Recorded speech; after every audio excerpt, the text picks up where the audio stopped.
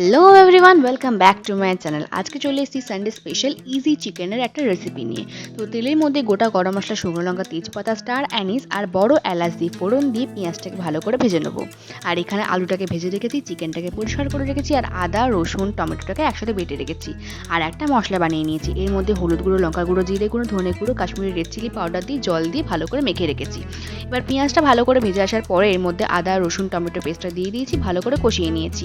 এবার কষিয়ে নেওয়ার পরে এর মধ্যে আগে থেকে ভিজিয়ে রাখা পেস্টটা দিয়ে দিয়েছি। এবার ভালো মতন এটাকে কষিয়ে হবে।